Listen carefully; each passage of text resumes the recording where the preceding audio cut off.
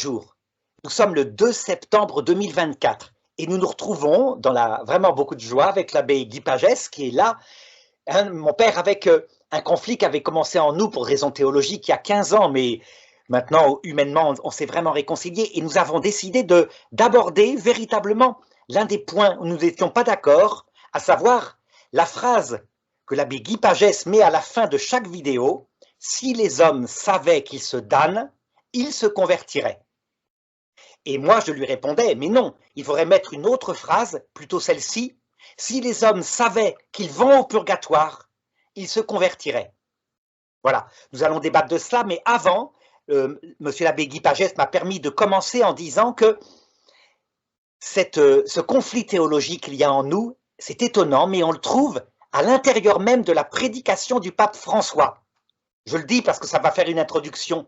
Je veux dire par là que d'un point de vue pastoral, puisque le pape François est d'abord un pasteur, il ne se présente pas comme un théologien, mais comme un pasteur qui conduit les brebis vers le paradis. Eh bien, il a utilisé les deux pastorales, à savoir celle de l'abbé Guy Pagès, et donc, je voudrais rapporter, et peut-être partager mon écran pour le montrer, un événement qui s'est produit en 2013, quand il est allé à Palerme et qu'il a affronté la mafia. La 'ndrangheta, c'est l'adoration du mal et le mépris du bien commun. Ce chemin du mal, celui des mafieux, ils ne sont pas en communion avec Dieu, ils sont excommuniés. Voilà comment il se positionne. Et puis voilà que le 18 janvier 2024, à Rome, entre deux portes évidemment, le pape François à la télévision, donc il est interviewé par un certain Fabio Fazio, il dit: « Vous savez, je crois qu'il n'y a personne en enfer, mais surtout, n'en parlez pas, c'est mon avis personnel, c'est certainement pas un dogme de la foi. » Et il a un petit rire et il s'en va. Ça paraît contradictoire. Mais ce que je voulais vous dire, c'est que manifestement, il utilise, comme la Vierge Marie l'a fait à Fatima, pour le petit François, elle lui montre l'enfer, et l'enfer avec toutes les souffrances qu'on peut imaginer. Et le petit François se convertit, lui qui faisait des petites bêtises, c'est un enfant de 10 ans, il est devenu Saint François de Fatima. Et à côté de ça, on voit des textes de Sainte Faustine, par exemple, où elle dit que ne vont en enfer que très peu de gens, uniquement ceux qui, lorsqu'ils ont vu le Christ, méprisent jusqu'au bout et librement, volontairement, son salut. Donc, il paraît y avoir une contradiction, et c'est sur ce thème-là que je voudrais aborder notre débat, mon père, mais d'abord, je vous laisse vous exprimer par rapport à la phrase que vous utilisez.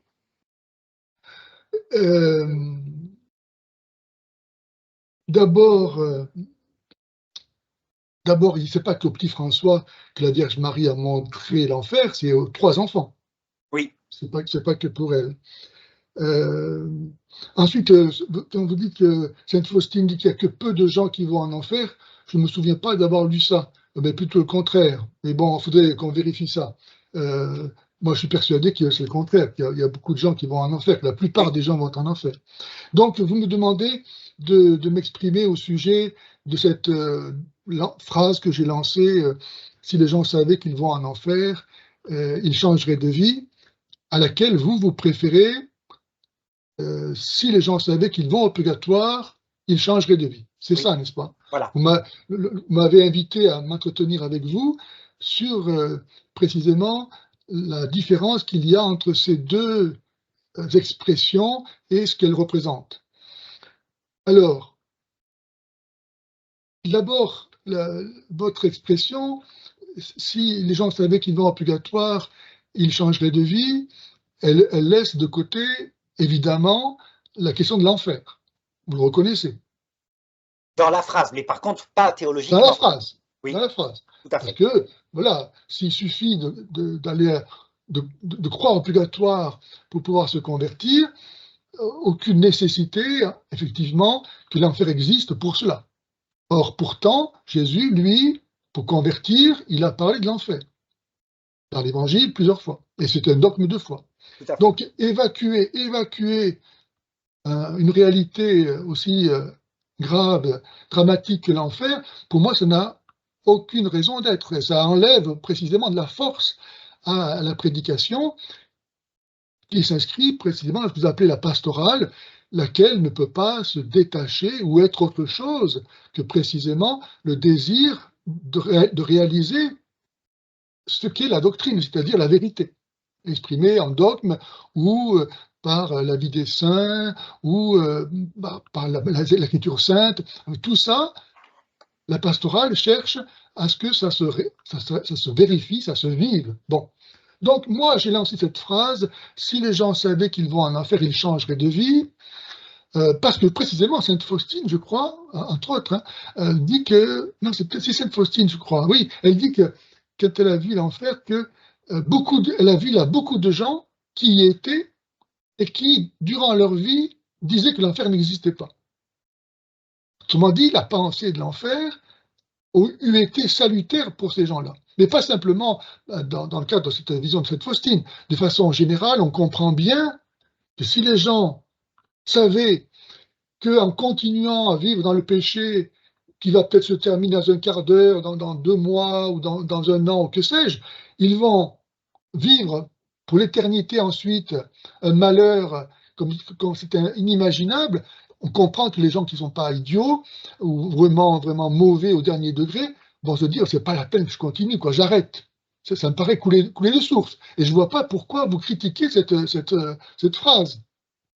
Arnaud, ensuite, pour terminer ce propos et repartir de ce que vous avez dit, le pape François, effectivement, comme vous dites, en 2013, il a dit cette phrase, qui moi, personnellement, comme d'autres, m'a réjoui. Aussi, quand il a dit, je crois que c'est dans sa première homélie, il a cité Bernanos qui disait que celui qui ne prie pas Jésus-Christ prie le diable.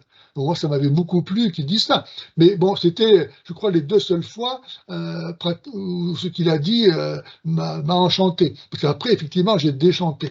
Alors que le pape ait dit ça une fois, aujourd'hui, quand les mafiosi dont vous parlez entendent le pape dire « mais je ne crois pas à l'enfer », qu'est-ce que vous voulez que ça puisse leur avoir fait qu'il leur ait dit ça?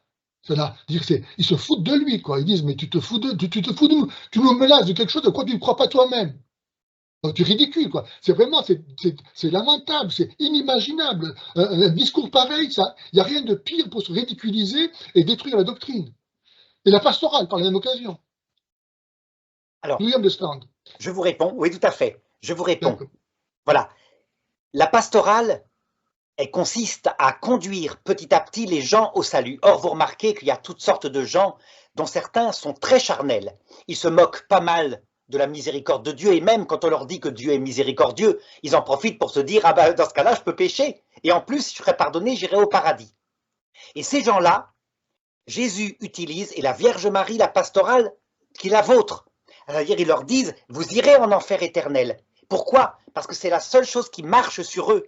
Ils sont charnels. Moi je ne dis pas à quelqu'un, à personne, je ne dis pas tu vas en faire comme ça. Je ne sais pas comment il terminera. Même si tu continues, n'est-ce pas? Si tu continues à pécher ou à blasphémer ou que sais-je.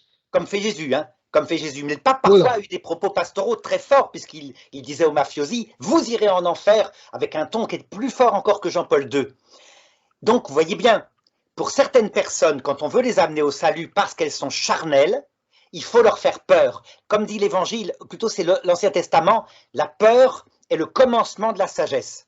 D'ailleurs, on voit bien que dans l'Ancien Testament, Dieu va utiliser, à un moment donné, la terreur. On a peur de Dieu. Quand il se présente au mont, vous vous rappelez, sur le mont de Moïse, il dit « le premier qui met le pied sur le mont sera tué avec des pierres et des arcs ». Oui.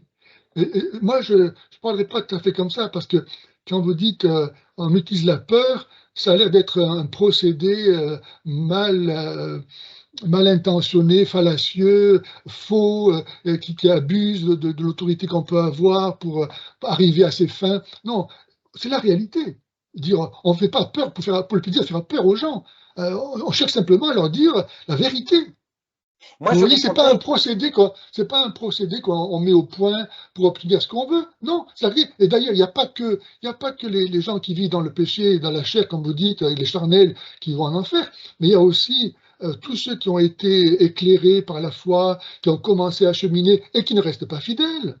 Il y a Oui. tous les hérétiques qui mènent une vie apparemment très spirituelle, mais parce qu'ils sont hérétiques, ils vont aussi en enfer. Donc c'est pas que les gens charnels, ça s'adresse à tout le monde cette pastorale. Si tu crains pas l'enfer, tu vas en enfer. Eh bien, je vous répondrai que non. Quand vous dites c'est fallacieux, Dieu utilise exprès un langage ambigu. Quand il parle, par exemple, Ambigu, oui, pourquoi ambigu? par exemple, il emploie des expressions comme le feu ne s'éteint pas. Et vous Oui, regardez, le feu est interprété par l'homme charnel. J'ai par exemple une personne qui m'écrit depuis des années parce qu'il est persuadé qu'en enfer, on brûle comme quand on est brûlé vif par un chalumeau. ben, bien sûr, il a raison. C'est ce que disait saint Thomas d'Aquin. Mais quand vous employez, par exemple, quand Jésus dit « Je suis venu jeter un feu sur la terre et comme il me tarde qu'il Oui, soit venu », tout le monde oui, comprend que c'est un feu de l'amour, un feu spirituel, qu'il est venu jeter sur la terre. c'est ça. Donc, L'Esprit Saint. tout à fait, l'Esprit Saint. Ça veut dire quand exprès, on voit Jésus qui utilise, pour presque tous les mots qu'il utilise, comme la mort, un double sens.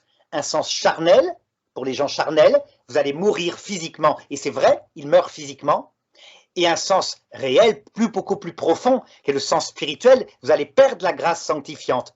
Vous serez séparés de moi. C'est ce qu'il dit à Adam et Ève. Vous mourrez. Et Donc, c'est les et deux. donc, et donc, et Oui. donc, Et donc, et donc. ça veut dire qu'il y a une pastorale de la peur où le sens exprès est utilisé par Dieu pour ces gens-là qui ne le comprennent uniquement lui matériellement et donc qui vont interpréter l'enfer comme étant une sorte de camp d'extermination style Auschwitz où des démons sont là pour, avec un Et chalumeau, donc, et donc, et donc, Dieu, et donc. Dieu utilise cette pastorale parce qu'elle est adaptée à des gens charnels. Par Non, contre, oui, c'est doucement, c'est à tout le monde que Jésus parle. Hein. oui, mais justement, les gens spirituels, quand ils Oui, lisent les mêmes textes, ils vont lire autre chose. Ils vont pas lire en ayant peur de Dieu, puisqu'ils n'ont pas peur de Dieu, ils aiment Dieu. Ils vont le lire en disant, le feu qui ronge à l'intérieur de l'enfer, c'est le fait d'avoir perdu la vision béatifique et qui fait que l'âme est dans un feu intérieur, une rupture. Elle n'a certes, pas atteint certes, sa finalité. certes, mais c'est pas différent. C'est pas différent. Oui, mais C'est c'est le très même feu. différent. Parce que regardez, C'est le même feu qui est ressenti différemment par les personnes en fonction précisément de leur attitude vis-à-vis de ce feu-là.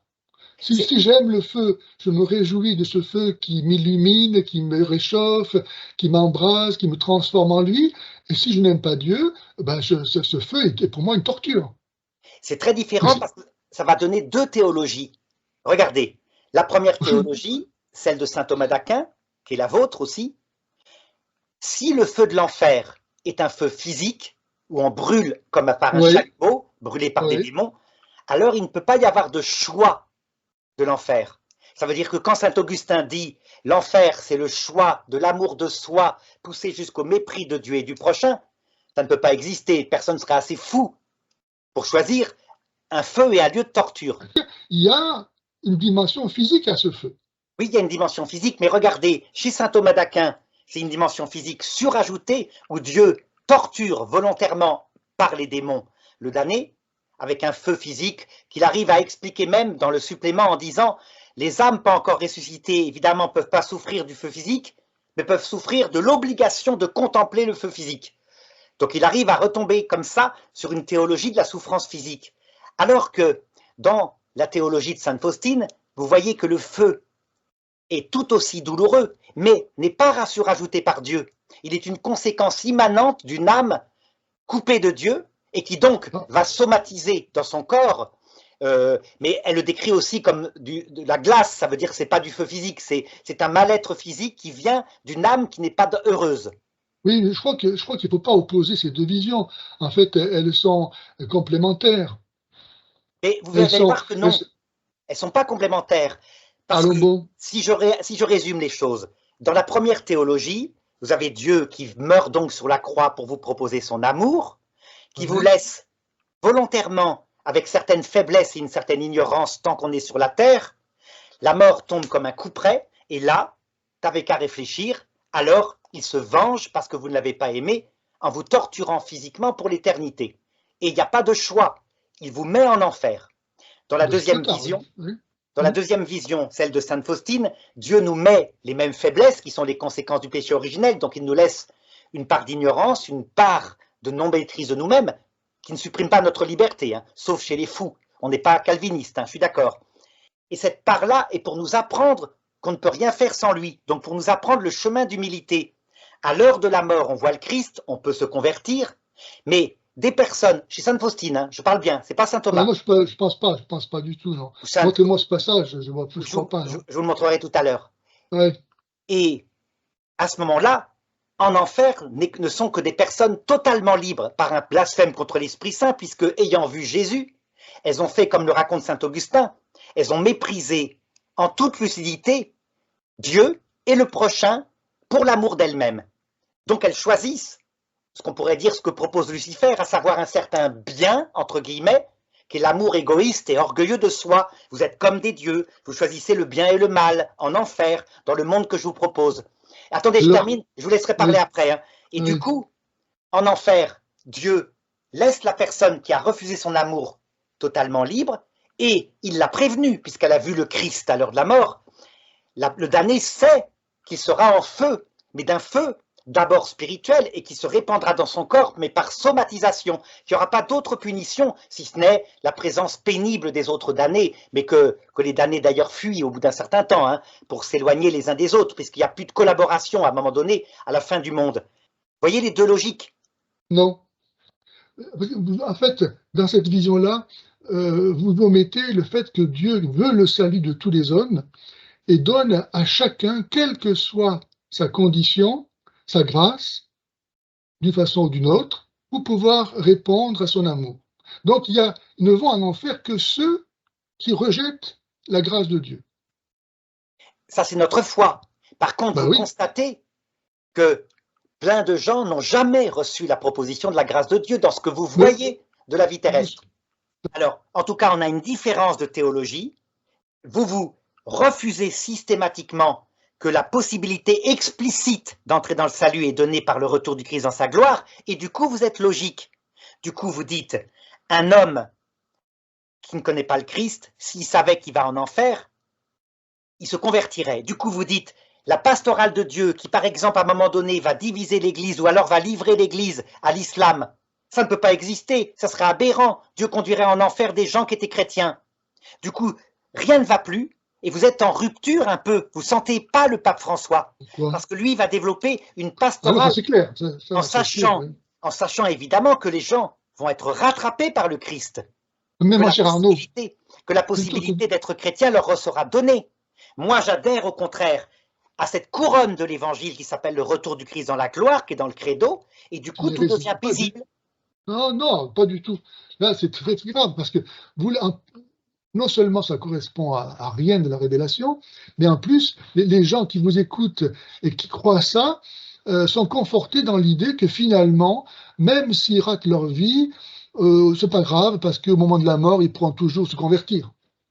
C'est grave, c'est grave.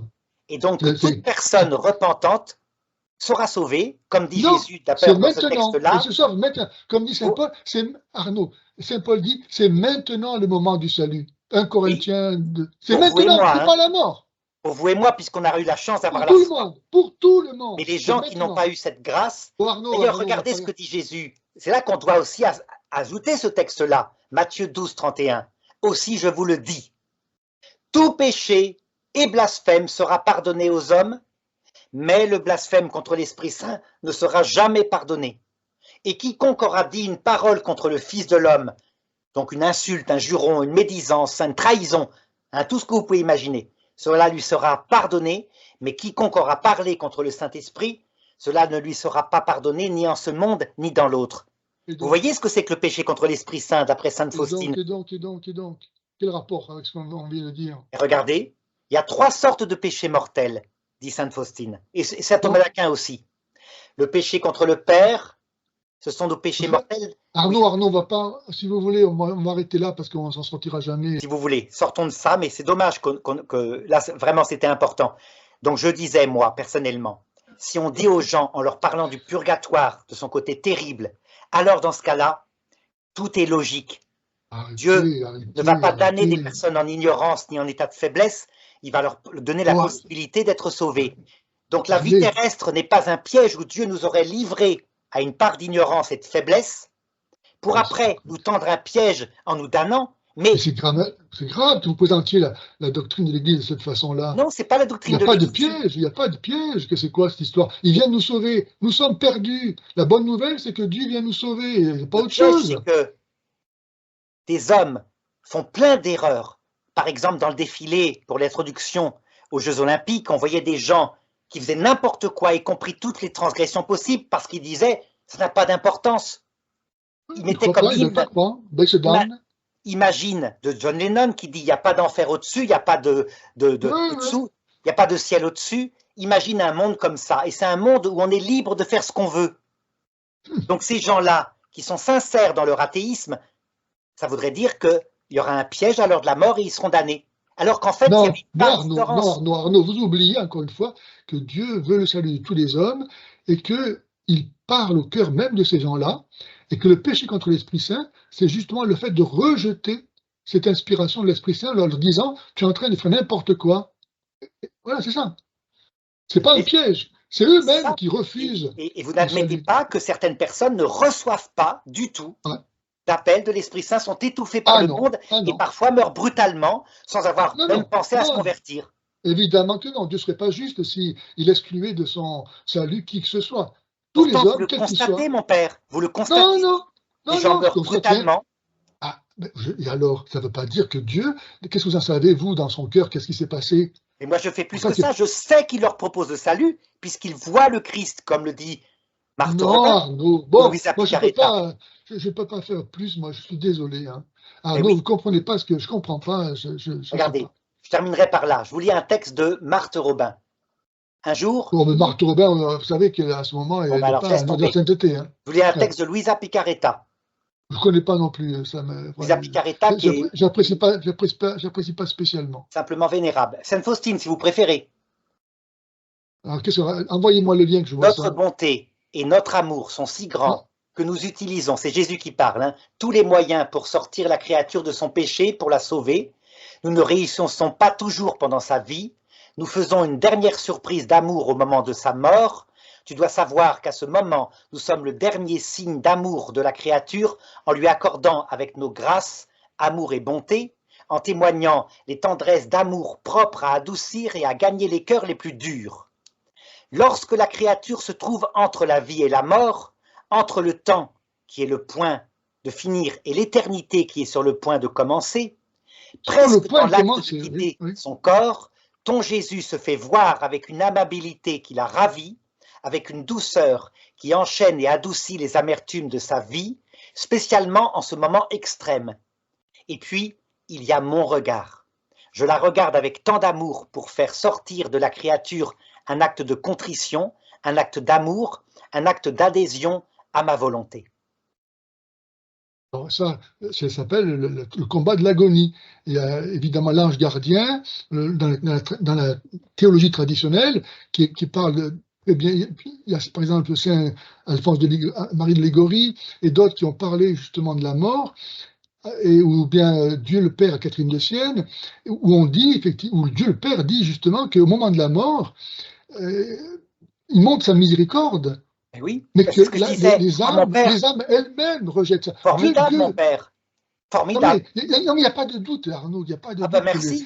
Il n'y a pas de doute que Dieu veut dire veut qu'on s'est jusqu'au affronté dernier pendant moment. des années. Attendez, Arnaud. Tout ça, ça se passe à l'extrémité de la vie. C'est pas quelque chose entre cette vie et le paradis. C'est dans ce qu'on appelle l'agonie, le dernier combat, là où se joue effectivement le salut. On appelle ça, Arnaud, laisse-moi parler. Arnaud, on appelle ça l'agonie, le mot grec qui veut dire combat, parce que c'est là où se joue l'essentiel, le salut éternel. C'est les derniers moments, c'est comme dans un sprint, c'est au dernier moment qu'il faut tenir bon et mettre le paquet, parce que c'est là où on perd ou on gagne. Donc Dieu, il met le paquet lui aussi pour pouvoir sauver cette âme. Mais attends doucement, Arnaud. À ce moment-là, l'arbre tombe du côté où il penche. Oui. Mais et voilà. La puissance de Jésus-Christ. Pour ça que Jésus disait, veillez et priez sans cesse, car vous ne connaissez ni le jour ni l'heure. La puissance de Jésus-Christ attire les gens... Certes, mais si le cœur est endurci, si toute sa vie, le gars, il a dit « je me moque de Dieu », au dernier moment, c'est très, très difficile pour lui de se dire « j'ai été un con et je regrette ce que j'ai fait ». Oui, mais là, quand il le fait, s'il voit le Christ, alors cette fois, il n'y a plus d'ignorance, il n'y a plus de faiblesse, c'est le péché contre l'Esprit Saint, ça devient logique. Bon. Regardez, un autre texte, Marthe Robin, vous me dites vous y croyez pas, mais elle est quand même vénérable. Un jour, Philippe Coutel vint la voir parce qu'il avait perdu son petit cousin qui s'était noyé dans une sortie du côté du golfe du Morbihan avec d'autres camarades. Ils avaient une vie de patachon. Et Marthe Robin ne veut pas le recevoir. Et finalement, le père Finet, parce qu'ils en étaient ouverts à lui, le père Finet va voir Marthe Robin et à la fin de la retraite, voilà ce qu'il lui dit. Monsieur, Marthe Robin m'a fait savoir que quand les jeunes ne pratiquaient pas la religion, qui meurent dans l'ignorance de Jésus, vous devez savoir qu'il va se passer plusieurs heures avant le jugement définitif, et même plusieurs jours, où le Seigneur va se montrer à eux dans toute sa lumière, et va leur demander « Veux-tu mon amour ?» Et en général, vous savez, la plupart des gens disent oui. Écoutez, voilà, ça n'a aucune autorité. Aucune autorité, simplement, si jamais on suit votre théologie, alors il aurait mieux valu naître dans l'Ancien Testament.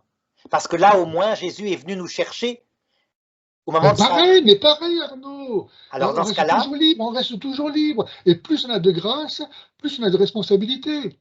Si on suit ma théologie et qu'il vient chercher tout homme à l'heure de la mort, et il donne à tout homme la possibilité de le choisir, et donc d'aller, s'il s'est comporté bien, s'il a donné à manger à ceux qui avaient soif, etc., s'il reconnaît Jésus, il se convertit à lui, il rentre dans la grâce, ça n'a aucun sens. Alors, dans ce cas-là, voilà, vous avez compris ma théologie et vous avez compris à quel point elle n'est pas opposée à la foi. Ah ben si, justement, elle fout en l'air complètement toute la révélation.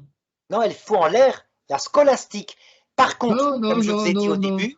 Je vous dis, Arnaud, si c'est ça, Jésus n'avait aucune raison de dire « veillez et priez sans cesse », car vous ne connaissez ni le jour ni l'heure. Peu importe à quelle heure je vais mourir, je peux toujours me convertir au dernier moment, parce que moi, voilà. Non, dans la scolastique, on interprète « vous ne connaissez pas ni jour ni l'heure », sous-entendu, quand arrive le coup près, c'est l'enfer éternel, alors que dans la théologie de Sainte Faustine, vous ne savez ni jour ni l'heure, la mort arrive, et là arrive le retour du Christ. Vous voyez la différence entre une mauvaise nouvelle et une bonne nouvelle. Mais pourquoi veiller? Pourquoi faire attention à l'heure et au jour si finalement rien ne se joue de grave? Pour éviter 1000 années de purgatoire, mon père. Oh, voilà, c'est tout. Si les gens savaient qu'ils vont au purgatoire, qui va durer dans un désespoir profond pour que leur âme meure à elle-même, alors ils se convertiraient. Si vous comprenez ce que c'est que le purgatoire, vous obtenez le même effet. Mais évidemment, si par contre, regardez, dans une certaine théologie qui est sortie du thomisme, qui s'appelle le jansénisme, on voit des récits qui racontent par exemple une religieuse, elle avait toutes les qualités de religieuse sauf une, elle était un peu bavarde, elle parlait en dehors de l'obéissance et elle raconte comment elle est damnée pour l'éternité à cause de ça. Ben, du coup, vous ne pouvez plus croire que Jésus est amour. Cette religieuse-là a commis un péché. Et alors, elle était libre de le mettre ou pas le commettre. Et l'Esprit Saint, ça veut dire que pour une pécadille, elle a bavardé. Arnaud, c'est pas une pécadille. Quand on fait les vœux de religion, on s'engage à vivre selon la règle. Et on est conduit par le désir de la perfection. C'est-à-dire que quand on est religieux, c'est ça.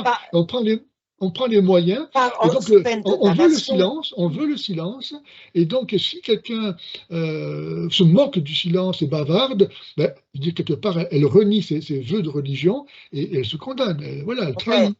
Voyez, vous tombez forcément dans une théologie janséniste, ça veut dire que le péché, là, qui est un conseil évangélique, qui n'est pas un précepte évangélique, un conseil évangélique, c'est-à-dire un moyen pour mieux se tourner vers Dieu, qu'est le silence, elle avait du mal sur ce point-là. Donc un conseil évangélique n'est jamais sous peine de damnation. Heureusement, sinon ça voudrait dire que les religieux se mettent un piège de damnation. Alors que Ah, pas mais du tout. qu'est-ce que vous croyez? Non, mais attendez, ce que vous dites là, ça a été condamné par l'Église. Où est-ce que j'ai vu ça? Je crois que c'est dans les condamnations de Baius. Attendez, où est-ce que j'ai vu ça? Effectivement, la proposition veut obligation morale. Pendant que vous cherchez, je développe. Donc là, vous voyez là, le péché d'ordre sur un conseil évangélique pourrait conduire en enfer. Ça voudrait dire que Dieu n'est pas miséricordieux. Ça voudrait dire que c'était un mauvais calcul que d'avoir une vocation. Ça voudrait dire des tas de choses de cette chose-là. Arnaud, c'est comme si alors que si vous dites que cette religieuse est au purgatoire, qu'effectivement elle a fait quelque chose qui n'était pas selon ses voeux, qu'elle a donc perdu quelque chose et qu'elle doit apprendre au purgatoire, eh bien, ce qui lui manque pour la perfection de la vision béatifique, ça devient cohérent. Vous voyez ce que je veux dire? La scolastique a produit le jansénisme. Arnaud, c'est comme si vous me disiez quelqu'un qui devient adultère et qui tombe dans un péché mortel. C'est comme s'il disait, ah ben Dieu m'a mis un piège avec le mariage parce que maintenant je n'aurais pas commis un si grand péché si je ne l'avais pas épousé. D'ailleurs, j'ai appris qu'il y a des orthodoxes en Éthiopie qui se marient justement comme le faisaient les premiers chrétiens pour le baptême, sur leur lit de mort. Ils ont tellement peur tellement peur de pécher par adultère qu'ils attendent leur dernier moment pour pouvoir se marier. Donc, c'est comme disait, voilà, Jésus disait, celui qui regarde une femme pour voilà, a déjà commis l'adultère avec elle. Voilà. Donc c'est comme elle disait, voilà, Dieu me met dans une loi de piège. Même si je regarde donc quelqu'un qui n'est pas ma femme, je vais pécher. Donc je vais sauver mon âme en refusant de me marier. Vous voyez bien que ça ne tourne pas rond. Ça veut dire quelque part, parce que regardez, la vraie interprétation, Saint Paul l'a dit, c'est vrai qu'il a mis en nous une loi qu'on a du mal à contrer. Il y a des addictions parfois. Donc par exemple, quelqu'un qui est esclave d'une sexualité, surtout actuellement les jeunes avec les téléphones portables, deviennent complètement drogués de la sexualité. Même les filles, ils n'arrivent plus à s'en sortir. Et ils disent comme Saint Paul, vous vous rappelez ce texte terrible, « Qui me délivrera de ce corps qui me mène à la mort ?» Je constate en moi une loi de péché qui m'entraîne à faire ce que je ne voudrais pas, et ce que je voudrais, je ne le fais pas. Romains chapitre 7, verset 23. L'interprétation janséniste consiste à dire « Mon lapin, si tu ne changes pas ton comportement, enfer éternel. » L'interprétation de Saint Paul consiste à dire « Cette loi-là, je vais lutter contre mon péché, mais c'est pour m'apprendre que je suis un pauvre pécheur, pour me délivrer de l'orgueil. » Vous saisissez? Donc Dieu n'a pas tendu un piège en nous mettant des conséquences du péché originel, mais il nous apprend l'humilité. Je suis heureux de vous l'entendre. Oui, il nous apprend l'humilité, mais c'est bien Dieu qui a mis la faiblesse. Donc un homme n'est jamais parfait. Ça ne veut pas dire qu'il va se damner, mais c'est de cette façon-là que Dieu lui évite le seul péché qui damne, vraiment, qui est le péché contre l'Esprit Saint. Parce qu'il découvre devant le Christ qu'il était un pauvre. Vous saisissez? Alors, moi j'ai trouvé une partie, je voulais vous dire, excusez-moi, je vous interromps. La résolution d'un moine qui a été prise par sa propre décision ou volonté ne peut pas être abandonnée sans péché. Bien sûr. Voilà. C'est pour ça, moi, je parle du purgatoire. Pour ça, vous trahissez le silence, purgatoire, mais pas l'enfer éternel. Vous voyez le jansénisme, pourquoi ça éloignait les gens de Dieu? Par contre, c'est très utile. Je l'ai dit au début, je reprends ce que j'avais dit. Votre façon de prêcher est utile pour les gens charnels. Ça marche. Par contre, regardez, une petite jeune fille que je connaissais, qui elle aimait la Vierge Marie, était très, très pure dans son âme, elle, ça l'effrayait, ça l'éloignait de Dieu, elle n'osait plus s'approcher de Dieu parce qu'elle pensait que Dieu n'était pas amour. Vous comprenez? Donc pour elle, il faut un discours comme le mien, mais le vôtre est indispensable pour un mafiosi. Mon discours à moi, le mafiosi va ricaner. Donc on est utiles tous les deux. C'est ça que je voulais arriver à dire. Ça ne peut pas se contredire. Attendez Arnaud, alors je vois autre chose encore. Le concile de Constance. De même, s'il croit qu'un parjure commis sciemment, parjure, donc voilà, je renie mon vœu, quelle qu'en soit la raison ou l'occasion pour conserver sa propre vie ou celle d'autrui, même en faveur de la foi, est un péché mortel. Oui. Même pour sauver sa vie. Oui. Même en faveur de la foi. Je suis d'accord. On ne doit jamais se parjurer. Vous voyez, mais ce n'est pas un péché contre l'Esprit Saint. Mortel. Oui, mais justement, ce n'est pas un péché contre l'Esprit Saint. C'est là que je voulais vous expliquer la différence entre le péché mortel contre le Père, le péché mortel contre le Fils, le péché contre l'Esprit Saint. Oui, c'est un péché. La différence, c'est que le péché contre l'Esprit Saint, c'est maintenant que je refuse d'être pardonné et sauvé, dans le temps. Non, non, Donc, je ne peux c'est pas pas être pardonné. ça. Attends doucement, Arnaud. Évidemment que c'est ça. Parce que seul ce péché-là ne peut pas être pardonné, puisque c'est le péché de celui qui ne veut pas être pardonné. Oui, mais Outre ce justement, pas péché-là, n'importe comment, mon père. doucement, Arnaud.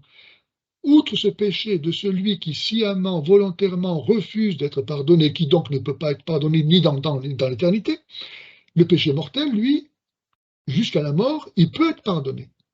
C'est la différence. Mon père, Bon, on s'arrête là, regardez, Arnaud, parce qu'on n'en finira jamais. Non, non, Arnaud, je ne peux pas je continuer terminerai comme ça. là-dessus, si vous voulez bien.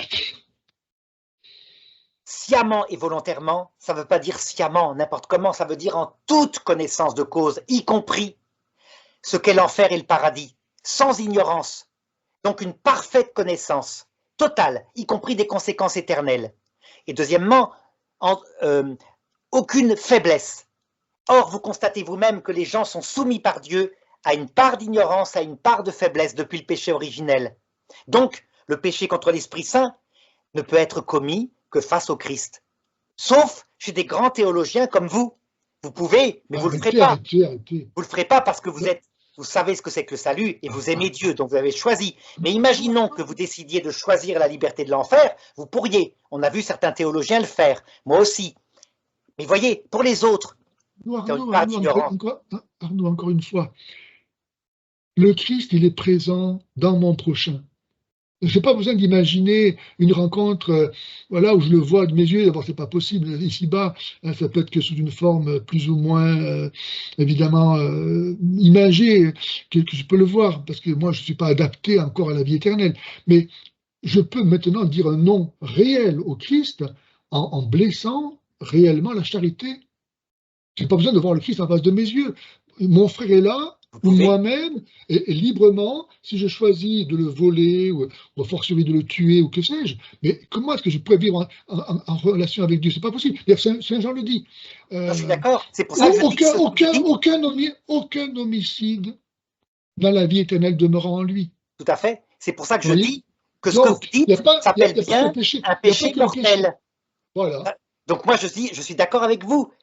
Par exemple, quand Hitler tue des gens, il est en état de péché mortel, c'est une évidence. Je ne suis pas en train de dire que quand il y a une part d'ignorance parce qu'il était devenu athée, c'est pas un péché mortel. Non, non, c'est un péché mortel, mais qu'on appelle le péché mortel contre le Fils. Pourquoi? Parce qu'il y a une part d'ignorance.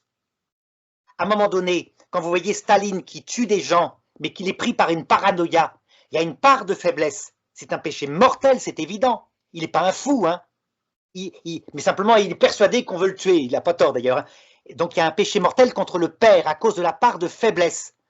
Le péché contre l'Esprit Saint, c'est quand il n'y a plus aucune sorte d'ignorance et aucune sorte de faiblesse. Vous voyez la nuance? Ce qui veut dire que c'est la définition qu'on donne le catéchisme de l'Église catholique maintenant. Et donc ça ne peut être causé que face au Christ, et je dirais même face à Lucifer. Un homme qui face au Christ... Doucement, Arnaud, pourquoi vous dites ça? Pourquoi vous dites ça, Arnaud? Parce que Jésus dit que c'est dans ce monde. Recevra pas de pardon dans ce monde et dans l'autre. Donc le péché contre l'Esprit Saint, il se fait maintenant sur la terre. Pour quelques personnes, comme par exemple les grands théologiens. Pour ceux qui veulent, évidemment. Et pour le péché contre l'Esprit Saint, au sens propre du terme, la plupart des péchés, par exemple des gens qui viennent se confesser à vous, c'est des péchés mortels de faiblesse. Un adultère, il dira, je me suis encore fait avoir, ou un alcoolique, j'ai encore bu, j'avais promis à ma femme de ne pas boire. On voit bien, il ne se contrôle pas, c'est de l'addiction. Il y a une part de faiblesse, c'est ce qu'on appelle le péché contre le Père. Ces péchés-là seront pardonnés. Pourquoi? Parce que un jour, la faiblesse nous sera retirée, l'ignorance nous sera retirée. Arnaud, ils seront pardonnés si on demande pardon maintenant.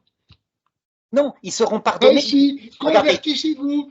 La conversion, ça sert à quoi alors? Regardez. Pas déconner. Arnaud, arrête. Je peux. Arnaud, ça suffit. Le texte est très clair. Sera pardonné en ce monde et dans l'autre. Je ne dis pas l'inverse. Voilà, donc ça se passe maintenant. Non. Et si? Non, regardez. Quel sens ça aurait alors? 12, 31 Arnaud, putain, sera pardonné. Bon, j'arrête Arnaud, je m'en vais Arnaud. Simplement, c'est dommage parce que le texte est très clair. Vous le relirez. En tout cas, merci. Mon père, je crois qu'il est un peu long. Peut-être que je ferai certains coupages et je vous donnerai la version pour la publier, pour garder le début et la fin. Et le débat qu'on a eu entre les deux, ben, c'est notre débat habituel, mais que comme ça, on soit sur le thème qu'on avait traité, d'accord? Oui, On parce que verra. Je on ne n'est pas publie rien de toute fatigué. façon sans votre accord, hein. Vous pourrez réécouter, ça fera peut-être une vidéo de, Non, mais vous mettons, pouvez. une demi-heure. Ah, d'accord. Ça va? Ok. Parce que là, on a fait presque 2 heures, presque, hein, je crois. Oui, mais c'était passionnant, hein. On est passionnés Mais tous vous les avez raison, il faut pas trop fatiguer les auditeurs, je pense. On n'est pas deux. Oui, obligé de leur infliger tous nos atermoiements, ça va. nos recherches, etc. Voilà. Bon, voilà, que le Seigneur En ait tout cas, pitié de nous, c'est bien Arnaud. parce qu'on voit qu'on ne change pas. Ça veut dire par là que, eh bien, on aura toujours ce conflit C'est dommage, Arnaud, et que il vous se ne changez réglera, pas. mon père, il se réglera à l'heure de notre mort, pas avant. C'est N'oubliez pas, trop tard, enfin vous, trop tard, Arnaud. vous Trop avez une tard. pastorale adaptée aux mafiosi. Moi, j'ai une pastorale adaptée aux enfants de Dieu. On est complémentaires. Je l'ai toujours pensé, mon père. On n'aurait jamais dû être ennemis il y a 15 ans. Ah là là là là là Jamais. là. Vous entendez? Allez, Allez. Arnaud, que Dieu ait Merci pitié de beaucoup, mon nous. père, pour Au ce revoir, temps que vous avez au revoir. donné, hein. On en refera Merci. une autre fois. On essaiera d'être plus Peut-être, discipliné. peut-être, peut-être. À bientôt. Au revoir. Au revoir.